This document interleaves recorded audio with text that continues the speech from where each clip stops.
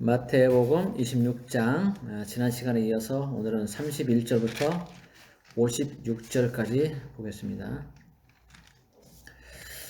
자, 지난 시간에는 이제 예수님의 장례를 준비하는 그 마리아, 나사로의 동생 마리아가 예수님께 머리에 향유를 부어서 예수님의 장례를 준비한 걸 봤었죠. 그 다음에 유다가 이제 예수님을 배반하려고 구체적으로 이제 그 대제사장들을 찾아가서 딜을 하는 이제 그런 것도 있었고, 그리고 이제 마지막 만찬, 예수님과 제자들의 마지막 만찬에 대해서도 봤었죠.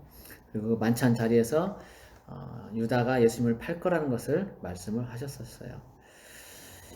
그리고 이제 오늘은 예수님이 이제 구체적으로 너희들이 다 나를 버릴 거다라는 말씀으로 이제 시작합니다. 자, 만찬을 끝내고 나서 이제 감람산으로 가서 이제 그때 예수께서 제자들에게 이르시되 31절 오늘 밤에 너희가 다 나를 버리리라 기록된 바 내가 목자를 치리니 양의 떼가 흩어지리라 하였느니라. 자, 여기 보면은 예수님이 이제 말씀하세요. 이 내용이 이제 십자가의 죽음, 예수님이 십자가에 죽게 될 것을 말씀하시는데 이게 이제 다섯 번째 말씀이에요. 다섯 번째 예수님이 십자가에 죽으실 것을 말씀하시는 거예요. 네 번째까지가 아까 26장 2절에 이제 네 번째 말씀이 나오고 지금 31절에는 다섯 번째 그 십자가의 죽음에 대해서 말씀하십니다. 그래서 그 내가 목자를 치린 양의 떼가 흩어지리라 이 말씀은 여기 그 여러분들 관주에도 보면은 스가랴서 13장 7절에 이렇게 나와 있어요. 스가랴서를 보면은 그 내용이 이제 나와 있죠. 이제 그 말씀을 인용하시는데 오늘 밤이라는 거예요. 지금 만찬을 하고 그 밤에 예수님이 이제 잡혀가시게 된다는 거죠. 그럴 때 양의 떼가 다 흩어진다. 예수님이 십자가에 죽으시게 되니까 예수님을 따르던 제자들이 다 이제 흩어져서 도망가게 된다는 거죠.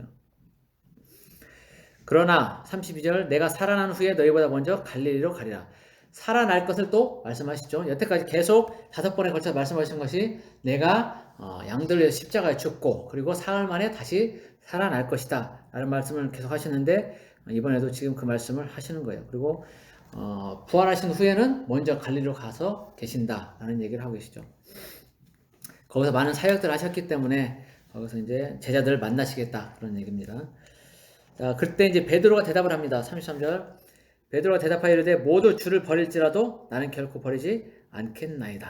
네. 참 아주 그냥 의연한 비장의 참 그 얘기를 하고 있죠. 결의에 참 그런 얘기를 하고 있는데 모두 주를 버릴지라도 나는 결코 버리지 않겠다. 이 말은 어떤 베드로의 교만함이 좀 숨어 있어요. 다른 사람들, 다른 제자들은 다 버릴지도 몰라요. 그럴 수 있겠지만 나는 안 버려요. 이 얘기를 하는 거거든요. 본인은 수제자이기 때문에 가지고 있는 어떤 자랑, 이제 이런 걸 보여주는 거예요. 교만이에요, 교만. 수제자로서 어떤 우월감 이런 걸 이제 나타내고 싶은 거죠. 그래서 자기 자신만은 절대로 배반하지 않겠다라고 얘기를 합니다. 결코 버리지 않겠다, 결코. 그렇게 얘기를 하는데 예수님 말씀하시죠. 베드로는 인생인데 자기가 그 인생이라는 걸 기억하지 못하는 거예요. 얼마나 연약한 존재인지 모르는 거죠.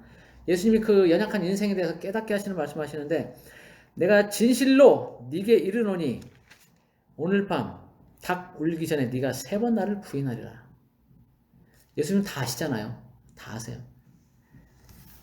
그래서 말씀하세요.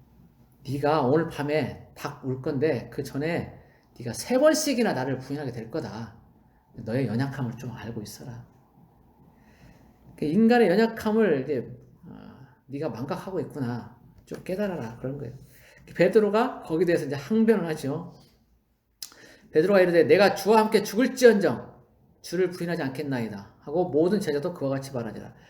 주와 함께 죽을지언정 분명히 그랬어요. 죽을지언정 목숨도 아깝지 않다는 거예요.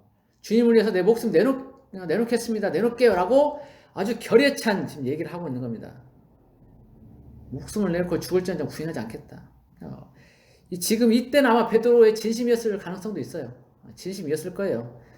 근데 어쩌면 그 이면에는 우월감, 수제자로서의 우월감, 교만함 이런 것들이 숨겨져 있는 거죠. 그 내면에 깔려 있는 거예요.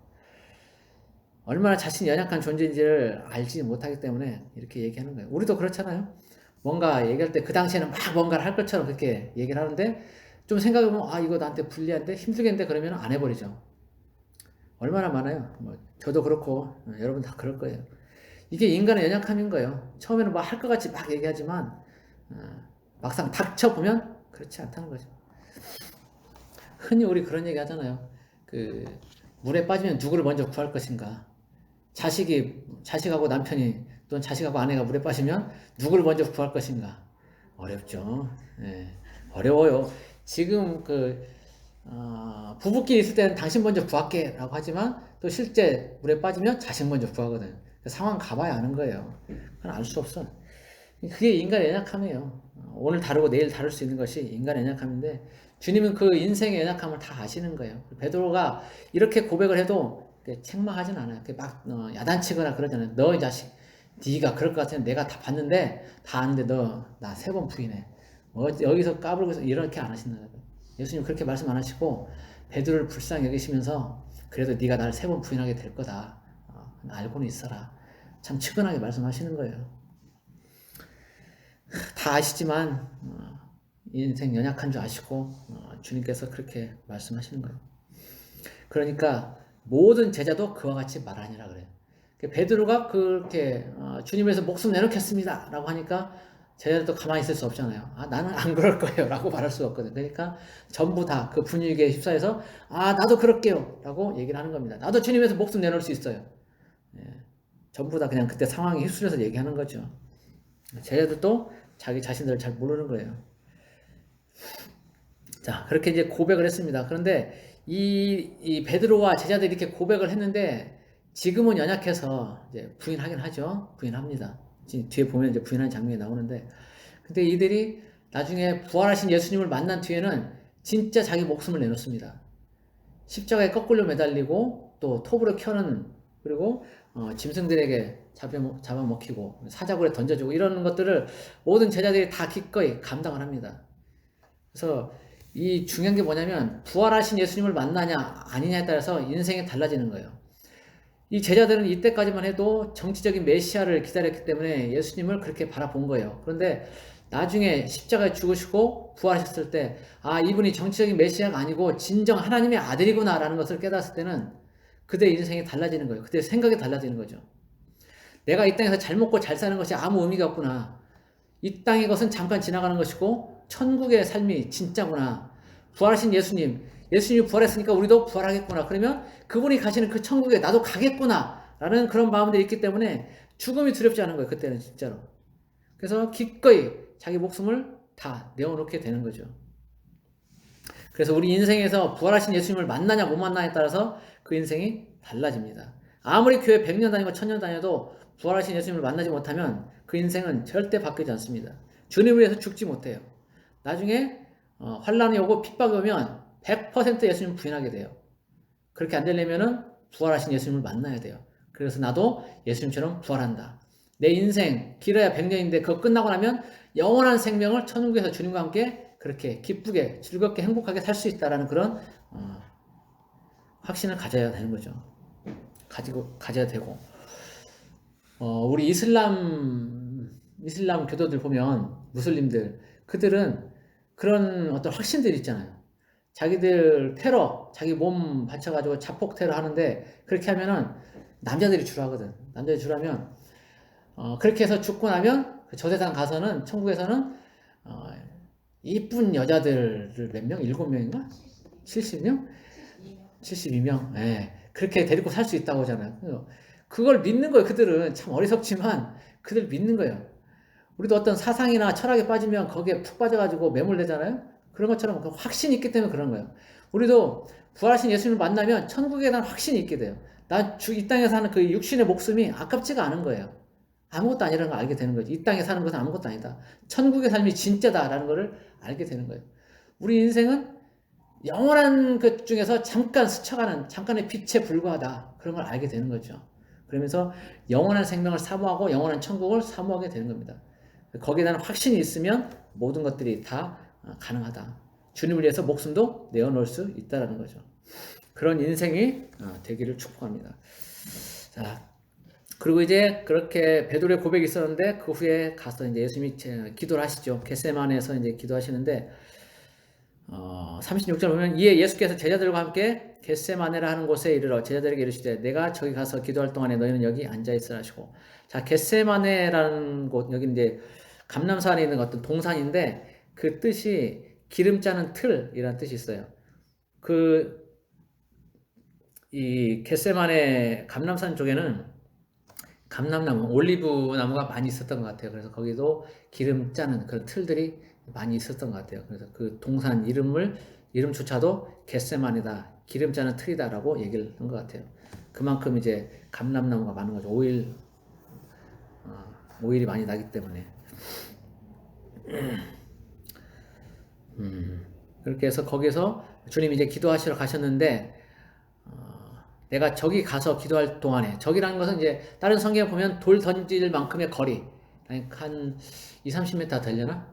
더 되려나? 아무튼 그 정도 거리에 떨어져서 이제 예수님 기도하시고 제자들은 여기 머물러 있으라고 얘기를 하죠. 그러니까 여기서 내가 기도할 동안 너희는 좀 껴서 같이 좀 기도했으면 좋겠다, 이제 그런 마음인 거예요. 그래서 이제 베드로와 37절 베드로와 세베대의 두 아들 데리고 가실새 고민하고 슬퍼하사 세베대의 두 아들 야고보와 요한이죠. 이들을 데리고 이제 같이 가십니다. 나머지 제자들은 여기 좀 기다리고 있어라라고 말씀하신 것이고 세 제자를 데리고 가시는데 고민하고 슬퍼하사 그러세요. 고민하고 슬퍼하사. 그러니까 예수님이 그 죽으시는 것이 쉽지 않았다는 것을 보여주는 거예요. 예수님의 인성을 보여주죠. 이단들은 예수님의 인성을 이렇게 부인하는 경우가 많거든요. 신성도 부인하는 경우도 있지만 인성을 부인하는 경우가 많아요. 그러나 예수님 분명히 인간의 모습으로 육체로 오셨다는 것을 보여주고 있어요. 고민하고 슬퍼하사. 신의 자격으로 온 것이 아니라 인간의 모습으로 오셨다는 것을 얘기를 하고 있는 겁니다. 그래야 재물이 될 수 있잖아요. 사람이 돼야만 재물이 될 수 있는 거지. 이에 말씀하실 때 내 마음이 매우 고민하여 죽게 되었으니 너희는 여기 머물러 나와 함께 깨어있으라. 예수님의 마음이 얼마나 힘들었는지를 보여주는 거예요. 십자가의 죽음, 그 고통, 십자가의 그 고통이 얼마나 정말 힘든지를 예수님이 아시기 때문에 지금 그것을 얘기하는 거예요. 내 마음이 매우 고민하여 죽게 되었으니, 매우 고민하여. 예수님의 마음을 조금이라도 우리가 여기서 엿볼 수가 있죠. 그냥 담담하게 십자가를 진 게 아니라 정말 고통 가운데 마음으로 고민하면서 십자가를 지신 거예요. 예수님도 그 십자가를 안 지고 싶었던 거예요. 할 수만 있으면. 그러나 그 십자가를 져야 모든 사람들이 죄에서 구원받기 때문에 자기 한 몸을 기꺼이 희생하시는 겁니다. 그러면서 너희는 여기 머물러 나와 함께 깨어있으라 하시고 조금 나아가사, 그러니까 3명의 제자들을 놔두시고 또 조금 더 가시는 거예요. 조금 나아가사 약간 떨어져서 또 얼굴 땅에 대시고 엎드려 기도하여 이르시되 제자들에게 3명의 제자들에게는 이제 깨어있으라고 말씀하시잖아요. 깨어있으라. 좀 나와 함께 내가 지금 힘드니까 너희들 나에게 좀 위로가 되어주라라고 말씀하시는 거예요. 우리도 누군가 힘들 때 옆에서 같이 있어준 사람이 있으면 위로가 되잖아요. 그냥 같이만 있어도 위로가 돼요. 같이만 있어도. 힘들어도 내가 정말 힘들고 고통스러워도 그때 누군가 그걸 함께 할 수 있는 사람이 있다면 그걸 그나마 더 잘 이겨낼 수 있는 거거든요. 예수님도 그런 거예요. 제자들 12명 있었지만 특별히 세 제자들에게 너희들만이라도 좀 깨어있으라 라고 말씀을 하시는 겁니다. 그만큼 어떤 예수님도 인성을 가지고 있다는 것을 보여주는 거죠. 그래서 뭐라고 기도하시냐면 내 아버지여 만일 할만하시거든 이 잔을 내게서 지나가게 없소서. 그러나 나의 원대로 마시옵고 아버지의 원대로 하옵소서. 얼마나 그게 고통스러운지를 아시기 때문에 할 수만 있으면 좀 지나가게 해달라고 말씀하시는 거예요. 그러나 이것을 거부하겠다는 것은 절대 그런 말씀 안 하시죠. 내 원대로 마옵시고 아버지의 원대로 하시라고 그렇게 말씀하세요. 철저하게 아들의 모습으로 순종하는 모습을 보여주는 거죠. 하나님 본체이시지만 순종이 어떤 건지를 보여주는 겁니다. 마치 아브라함이 이삭을 제물로 바칠 때 그 모습과 비슷해요.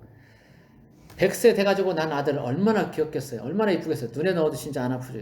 근데 그 아들을 다 컸어. 이제 17, 18살 돼가지고 같이 이제 뭐 좀 뭐 할만하니까 네 아들 제물로 바쳐라 그런단 말이죠. 근데 아브라함은 거기에 대해서 한마디 말도 안 하고 저항도 하지 않고 그냥 순종합니다. 하나님께 순종을 해요. 예수님의 그 순종의 모습을 아브라함도 동일하게 보여준 거죠. 예. 예수님의 순종의 모습을 아브라함이 보여준 거예요. 예표로. 그리고 이삭도 마찬가지고, 이삭도 나이가 청년의 때이기 때문에 아버지가 그 자기를 이제 묶어서 제물로 삼으려고 한다는 걸 알았을 때 거부할 수 있었거든요. 아버지의 칼을 들어서 자기를 죽이려고 할 때 거부할 수 있어요. 아버지보다 힘이 셀 거기 때문에. 근데 이삭도 철저하게 아버지께 순종을 했죠. 아버지가 설령 나를 죽인다 하더라도 나는 순종한다. 그렇게 가만히 있었죠. 철저한 순종의 모습을 보여주는 거예요. 우리는 하나님 앞에 어떻게 살아야 되는지를 지금 이 모든 성경을 통해서, 그리고 예수님이 최종적으로 또 보여주시는 겁니다. 하나님 본체시지만 순종을 어떻게 해야 되는지, 철저하게 순종해야 되는 모습을 보여준 거예요. 그리고 결국 아버지의 원대로 되기를 원한다고 고백을 하십니다. 그리고 이제 제자들에게 와서 40절 그 자는 걸 봅니다. 베드로에게 말씀하시죠. 너희가 나와 함께 한 시간도 이렇게 깨어 있을 수 없더냐. 시험에 들지 않게 깨어 기도하라. 마음에는 원이로되 육신이 약하도다. 이렇게 말씀하세요. 자, 너희가 나와 함께 한 시간도 이렇게 깨어 있을 수 없더냐. 아까 주님이 그랬거든요. 38절에서 나와 함께 깨어 있으라. 여기 머물러 나와 함께 깨어 있으라. 제발 좀 나와 함께 있어 다오. 나와 함께 기도해 다오. 날 위로해 다오. 이렇게 말씀하시는 거예요. 그런데 제자들은 깨어있지 못하고 잠들었죠. 누가복음 22장 45절에 보면 이들이 슬픔으로 인해서 잠들었다라고 돼 있어요. 슬픔에서. 예수님이 5번에 걸쳐서 내가 십자가에 죽고 죽임을 당하고 부활할 거다라는 말씀을 하셨어요. 그러니까 자기들의 그동안 따라왔던 3년 반 동안에 동고동락했던 그 스승이 이제 죽게 된다는 얘기를 하니까 제자들이 더구나 그것이 지금이다, 오늘 밤이다라고 말씀하시니까 제자들은 굉장히 마음이 이제 뒤숭숭한 거예요. 싱숭생숭. 굉장히 슬픈 거죠. 자기 스승을 잃어버리게 된다는 것에 대해서 슬픈 거예요. 그리고 또 어쩌면 마음으로 이제 정치적인 메시아, 뭔가 한 자리 할까라고 생각했던 것이 이제 떠날러 가니까 또 그럴 수도 있고. 어쨌든 스승을 잃게 되는 그 마음이 결코 좋은 건 아니었기 때문에 굉장히 슬퍼하고 이제 그로 인해서 잠을 자게 된 거죠. 우리도 보면은 막 어떤 일로 인해서 굉장히 마음이 슬프게 되면 울다 지쳐 잠이 든다라고 그러죠. 이제 그런 상황이 되는 거예요.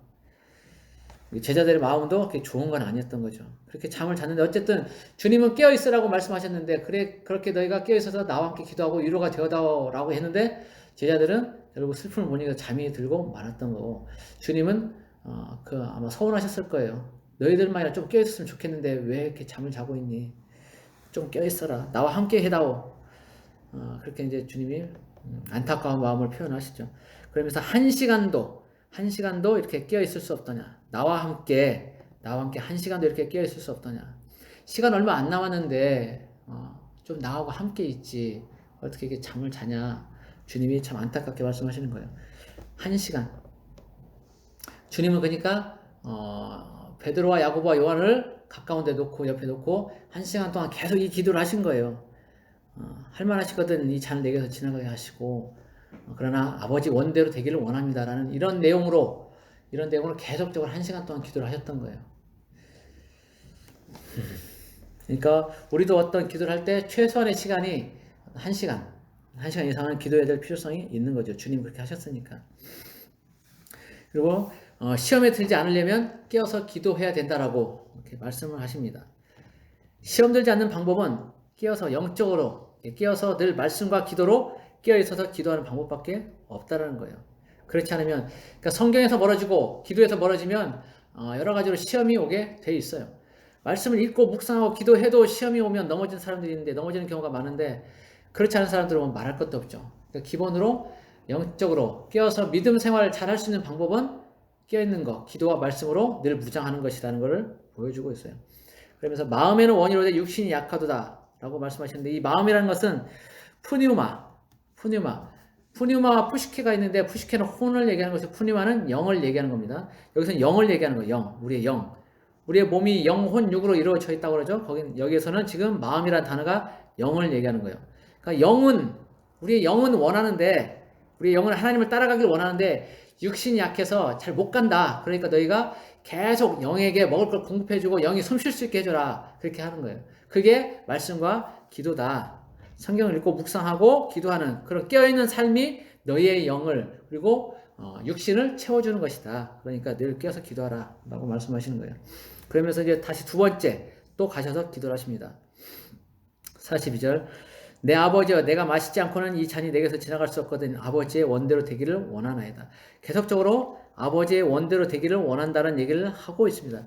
이 얘기는 이 말씀은 주기도문에도 나와요. 주기도문. 자, 주기도문 보면 뜻이 하늘에서 이루어진 것 같이 땅에서도 이루어지다라고 그렇게 되어 있거든요. 이 말씀을 예수님이 다시 한번 계속적으로 말씀하시는 거예요. 아버지 뜻대로 되기를 원한다. 뭐든지 아버지의 뜻대로 되기를 원한다. 그러니까 하나님이 기뻐하시는 기도 중에 하나가 그거라고 그러죠.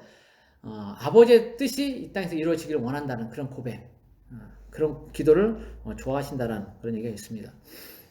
그래서 예수님도 그렇게 지금 아버지의 원대로 되기를 원한다라고 겸손하게 고백을 하고 있습니다. 그래서 순종의 모습을 계속 보여주고 있죠. 자, 그렇게 해서 이제 두 번째 또 이번에도 아마 1시간 정도 기도하셨던 것 같아요. 그렇게 또 기도하시고 43절 다시 오사 보신즉 그들이 자니 이는 그들의 눈이 피곤함일러라. 울다 지쳐 잠이 드는 거죠. 지금도 계속. 그래서 예수님이 그들을 보시고 다른 말씀 안 하시고 또 그냥 그들을 주시고 나아가 세 번째 같은 말씀으로 기도하신 후 세 번째 또 이제 기도하러 가신 거예요. 아마 그때도 1시간 정도 기도하셨을 것으로 봐요. 그래서 세 번째 같은 말씀으로 기도하신 후 이 제자들에게 오사 이르시되 이제는 자고 쉬라. 보라 때가 가까이 왔으니 인자가 죄인의 손에 팔리느니라. 일어나라 함께 가자. 보라 나를 파는 자가 가까이 왔느니라. 세 번에 걸쳐서 주님은 이제 기도를 하셨죠. 그러니까 우리가 하나님의 뜻을 온전히 알기 원하면 하루에 3시간은 기도를 해야 알 수 있다는 것을 좀 엿볼 수 있는 거예요.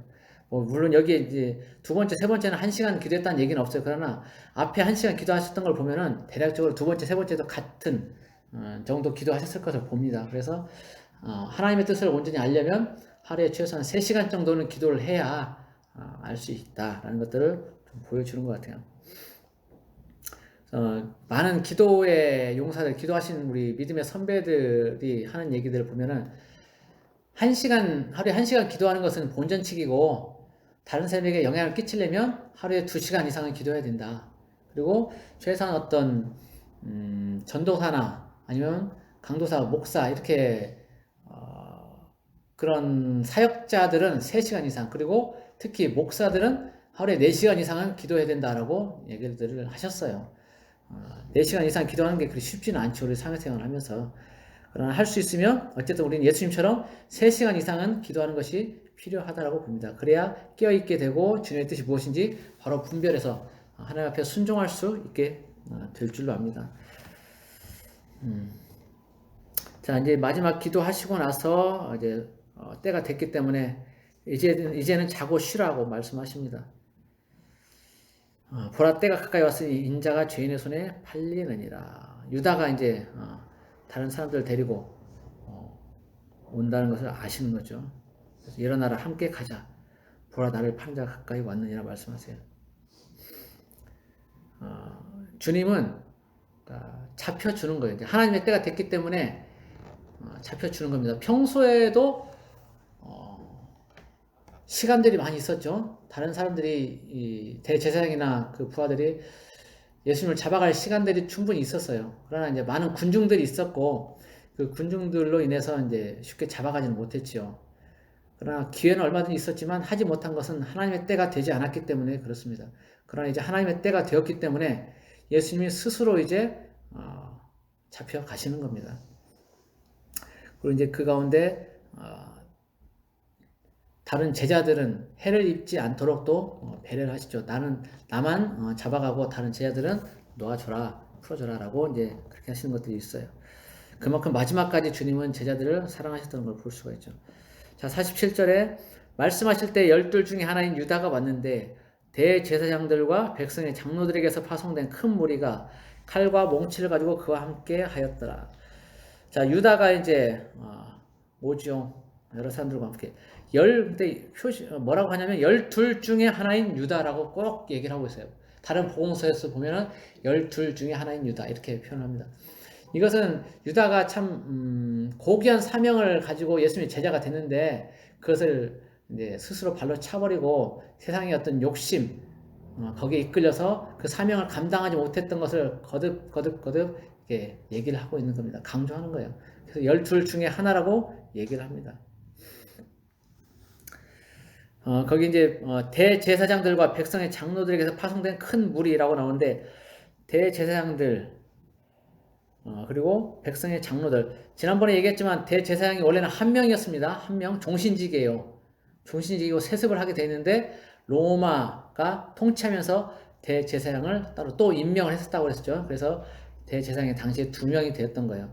근데 그들에게서 이제 어떤 자기 아래에 있는 사람들을 보내는 겁니다. 그리고 성전 경비대가 있어요. 성전을 지키는 또 경비, 군인들이 있었습니다. 다른 성경에 보면 이제 군인이라고 나오기도 하는데 그 성전 경비대와 함께 이제 장로들에게서 또 파송된 큰 무리, 자기 어떤 부하들이나 자기 개인적으로 소유한 그런 군인들이 있겠죠. 그런 군인들을 데리고 온 겁니다. 근데 큰 무리라고 얘기하고 있어요. 큰 무리.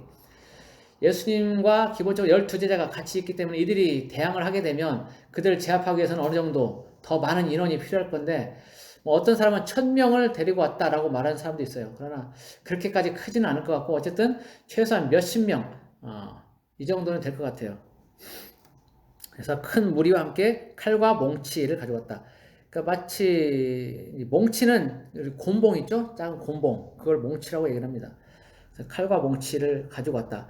그러니까 대항하면 저항하면 칼로 위협을 하든지 아니면 그걸로 해서 제압을 하겠다라는 거죠. 몽둥이를 두드려 잡고 이렇게 하겠다는 얘기입니다. 그래서 단단히 이제 벼르고 온 겁니다. 벼르고 오늘은 꼭 잡아가겠다라고 벼르고 온 거예요. 근데 이제 48절에 보면 예수를 파는 자가 그들에게 군호를 짜 이르되 내가 입맞춘 자가 그이니 그를 잡으라 한지라. 자, 그동안에도 예수님을 팔아먹을 기회는 있었겠지만 또 대제사장도 예수님 잡아갈 기회가 있었겠지만 하나님의 때가 안 됐고 또 적당한 시간과 장소가 안 됐기 때문에 늘 군중에 쌓였기 때문에 잡아갔다가는 군중들이 그 대제사장들 그들을 이제 돌로 치고 그렇게 할 거기 때문에 너희가 선지자를 잡아가냐라고 하면서 백성들이 폭동을 일으킬 가능성이 많기 때문에 이제 조용히 잡아갈 수 있는 시간들을 그 장소를 물색하고 있었는데 마침 유다가 이제 그 시간과 장소를 제공을 한 거죠. 알려준 거예요. 그러면서 이제 때가 됐기 때문에 와서 이제 군호를 서로 내가 이렇게 하면 그 사람이 예수니까 잡아가 이렇게 해서 이제 군호를 짜가지고 와서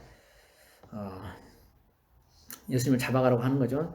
그래서 48절에 군호를 짜 이르되 내가 입맞추는 자가 그이니 그를 잡으라 이렇게 얘기합니다. 그러면서 예수님께 와가지고 49절 예수께 나와 랍비여 안녕하시옵니까 하고 입을 맞추니 이 사람이 예수다 너희가 잡아갈 예수다라고 알려주는 겁니다. 지난번에 얘기했지만 랍비라고 표현하고 있어요. 랍비 자기의 주 보통 주여라고 표현을 했었는데 제자들이 주라고 표현했었는데 여기서는 랍비라고 그냥 하나의 선생으로만 보는 거예요. 팔아먹을 대상으로만 보는 거예요. 노예를 팔아먹으면 은 30냥을 받는다고 했는데 예수님을 노예 몸값으로 팔아먹고 그렇게 랍비어라고 선생이여라고 그렇게 얘기를 하는 겁니다.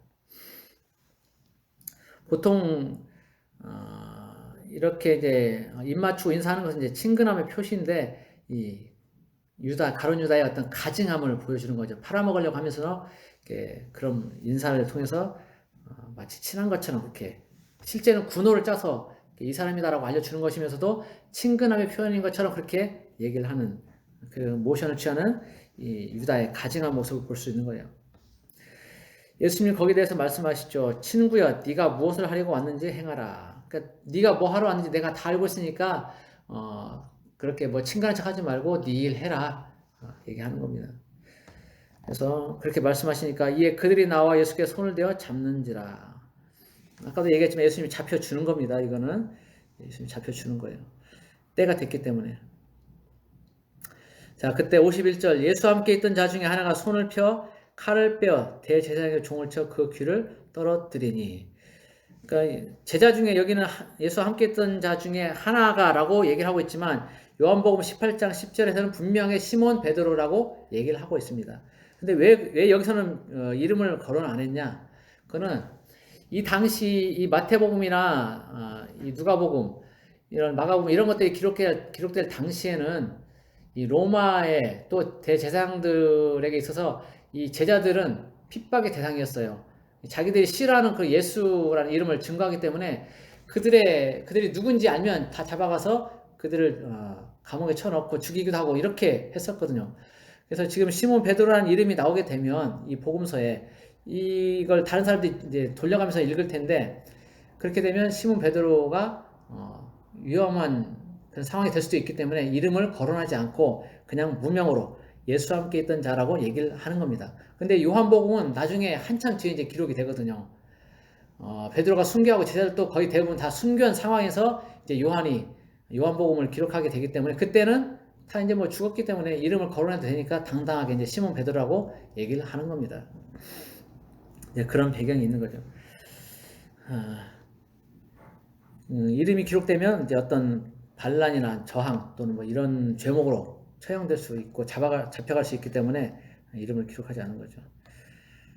근데 여기 보면은 대제사장의 종을 쳐서 그 귀를 떨어뜨렸다. 여기에도 이제 요한복음에는 말고라고 그 이름을 또 명확하게 기록을 하고 있어요. 같은 이제 뭐 이유가 되겠죠. 이름들은 이제 다 낱낱이 기록해도 별 문제들이 없기 때문에 기록하는 겁니다. 근데 여기서 보면 이제 요한복음에서는 말고란 이름까지 다 알고 있는 걸 보면은 요한이 굉장히 어떤 대제사장들이나 고위직 공회 의원들하고 친하게 지냈던 그런 사람인 걸 알 수가 있죠. 재력도 있고. 자, 이제 베드로가 말고 종의 귀를 떨어뜨려서 이제 칼로 베어서 떨어뜨리니까 예수님 말씀하시죠. 네 칼을 도로 칼집에 꽂으라. 칼을 가지는 자는 다 칼로 망하느니라. 뭐 예전부터 쭉 성경에 나오는 얘기 아니더라도 항상 우리가 해왔던 그런 얘기죠. 들어왔던 얘기고. 칼로 흥한 자 칼로 망하고 주먹으로 흥한 자 주먹으로 망하고. 그러니까 뭔가 내가 어떤 수단을 동원해서 그걸로 뭐 다른 사람을 괴롭게 하고 힘들게 해서 뭔가를 얻었다면 반드시 그걸로 망하게 돼 있다는 거예요. 그래서 뭔가로 이렇게 다른 사람을 힘들게 하고 고통스럽게 하는 그런 일은 하지 마라. 결국 그것이 너한테 돌아온다는 거죠. 인과응보라는 거예요. 너는 내가 내 아버지께 구하여 지금 12군단 더 되는 천사를 보내시게 할 수 없는 줄로 아느냐. 내가 만약 그렇게 하면 이런 일이 있으리라는 성경이 어떻게 이루어지겠느냐 하시더라. 한 군단은 보통 6,100명을 얘기합니다. 그리고 말이 726필 정도. 그 정도의 규모를 한 군단이라고 얘기를 합니다. 그러니까 12군단, 여기서 12군단 하면은, 자, 6,100 곱하기 12. 들렸니? 얼마? 6,100 곱하기 12. 7만이 넘죠? 네. 12 곱하기 6만 해도 7만이 넘습니다. 말도 그렇고. 그러니까 이 군대면, 7만이 넘는 군대면, 로마도 어떻게 해볼 수 있는 이제 그런 군대가 되는 거예요. 그러니까 이렇게 큰 12군단 더 되는 천사를 아버지 하나님이 보내실 수 없는 줄 아느냐? 보내실 수 있다. 그런데 그렇게 하면 이런 일이 내가 십자가에 죽고 메시아가 죽고 그래서 인류가 구원받게 되라는 그 성경이 어떻게 이루어지겠느냐라고 말씀하시는 거예요. 그래서 스스로 예수님이 목숨을 버린다라는 것을 알 수가 있어요. 요한복음에도 보면 예수님이 스스로 버린다라고 말씀하시거든요. 스스로 버린다. 내 목숨을 내가 스스로 버린다. 주님이 지금 그 말씀을 하시는 거예요. 내가 지금 여기서 나 혼자 목숨 살려고 하면은 우리 아들, 딸들, 내가 창조한 내 자식들, 그들은 영원히 죄에서 구원받지 못한다. 그러니까 내가 내 목숨을 지금 버려서 이렇게 해야만 된다. 그렇게 얘기한 성경들이 그래야 이루어진다. 라고 해서 기꺼이 자신의 목숨을 버리는 것을 볼 수가 있습니다. 55절에 보면 그때 예수께서 무리에게 말씀하시되 너희가 강도를 잡는 것 같이 칼과 몽치를 가지고 나를 잡으러 나왔느냐. 그러니까 칼과 몽치는 보통 강력범들 이런 것들을 취급할 때 한다는 거죠. 근데 그런 그 도구들을 가지고 예수님을 잡으러 온 거예요. 아주 단단히 벼르고 준비하고 온 걸 알 수 있는데 근데 예수님 말씀하실 때 내가 날마다 성전에 앉아 가르쳤을 때 너희가 나를 잡지 아니하였도다. 그렇죠. 실제로 날마다 그렇게 기회가 있었는데 너희가 나를 못 잡았다. 근데 그것은 선지자의 글을 이루려고 하는 것이다. 한마디로 성경이 이루어지게 하기 위해서 지금 내가 너에게 잡혀주는 거다라고 말씀을 하시는 거죠. 56절 그러나 이렇게 된 것은 다 선지자의 글을 이루려 함이니라 하시더라.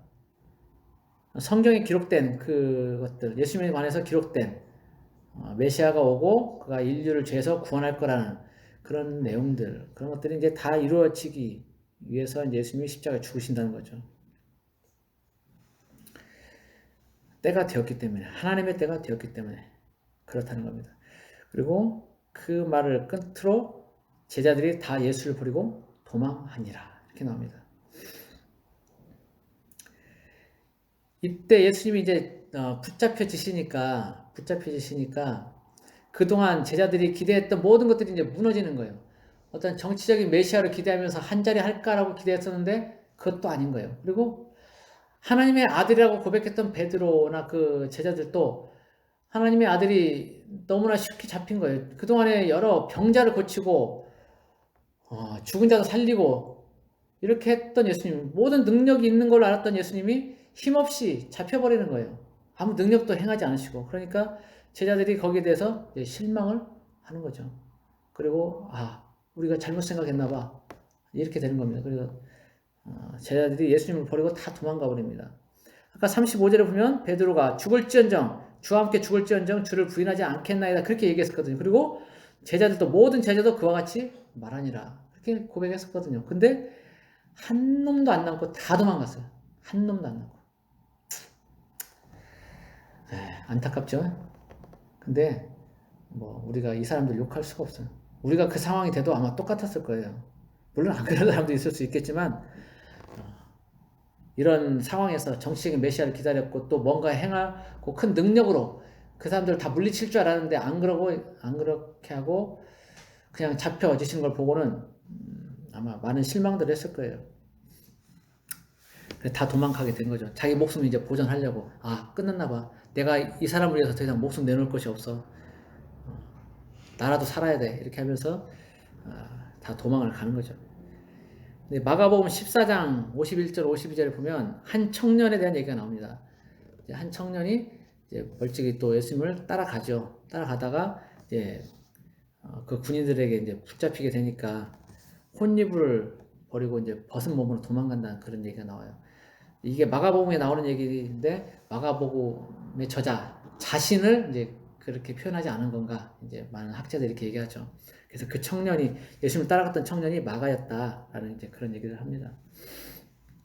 어쨌든 그래도 좀 미련이 남아서 그동안 3년 넘게 동고동락하고 그 말씀을 들었기 때문에 그래도 혹시나 하고 이제 또 따라가는 사람들이 있었던 거죠.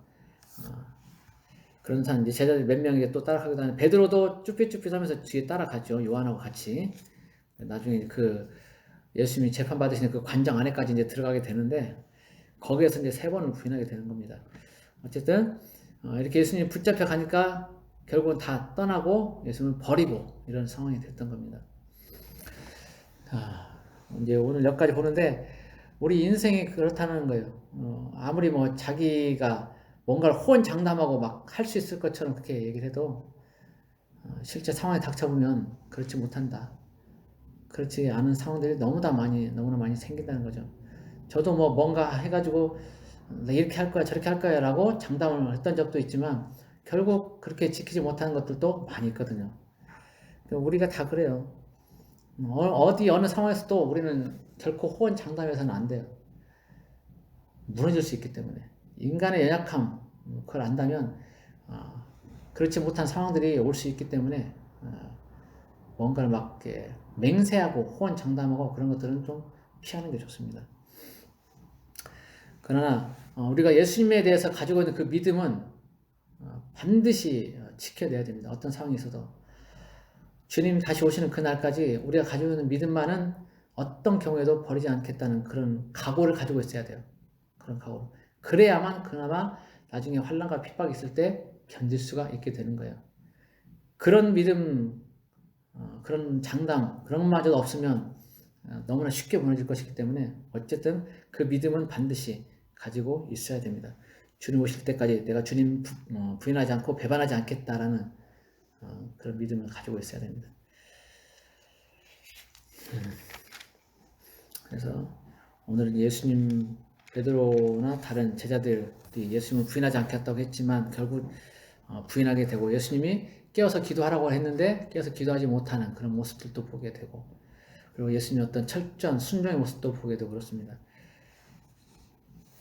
그래서 우리 오늘 말씀을 통해서 예수님처럼 하루에 최소 어떤 3시간의 기도를 할 수 있는 그런 마음가짐도 가져보고, 또 이 제자들처럼 부인하지 않고 살아갈 수 있는 그 믿음도 가져보고, 그리고 나중에 나오지만 부활하신 예수님을 만났던 제자들이 기꺼이 이제 예수님 위해서 목숨을 내어놓는 그런 모습도 이제 보게 될 텐데, 그런 것처럼 부활하신 예수님을 만나서 담대하게 주님을 위해서 모든 걸 내어놓을 수 있는 그런 믿음의 모든 지체들이 될 수 있기를 예수 그리스도 이름으로 축복합니다. 기도하겠습니다. 고마우신 하나님 아버지, 주님이 이제 아버지 하나님의 뜻에 따라서 순종하며 그 십자가의 길을 가기로 이제 결단을 합니다. 그리고 기꺼이 자신을 내어주고 붙잡혀 갑니다. 주님의 그 순종의 모습, 모든 인류를 사랑하시는, 우리들을 사랑하시는 그 모습을 우리가 알고 깨닫게 하시고, 주님을 늘 바라보면서 감사하는 삶을, 주님을 사랑하는 그런 마음들을 우리가 가질 수 있도록 도와주십시오. 그리고 베드로와 그 제자들 모두가 주님을 위해서 목숨을 버리겠다고 했지만 결국은 이제 다 도망가 버리고 그런 상황이 되었던 걸 보면서, 우리가 무언가를 장담하지 않는, 뭔가를 맹세하지 않는 그런 삶을 살게 하시고, 그러나 주님을 향한 믿음만은 꿋꿋하게 지켜나가는 우리가 될 수 있기를 원합니다. 제자들이 주님을 만나고 부활하신 주님을 다시 만났을 때 어떤 것도 두려워하지 않고 목숨을 내어놓았던 것처럼, 이제 우리 모두도 부활하신 주님을 만나서 담대하고 강한 믿음의 소유자가 되어서 주님을 위해서 무엇이든지 할 수 있는, 죽기도 하고 살기도 할 수 있는 강하고 담대한 믿음의 소유자들 다 될 수 있도록 도와주십시오. 우리 모든 영혼들을, 가스펠 에클레시아 성도들, 그리고 합력하는 지체들, 그 가족들 모두가 다 강하고 담대한 믿음의 소유자들 될 수 있도록 도와주십시오. 오늘 또 함께 하신 주님을 찬양합니다. 다시 오실 예수 그리스도를 소망합니다. 감사하며 예수님 이름으로 기도드립니다. 아멘.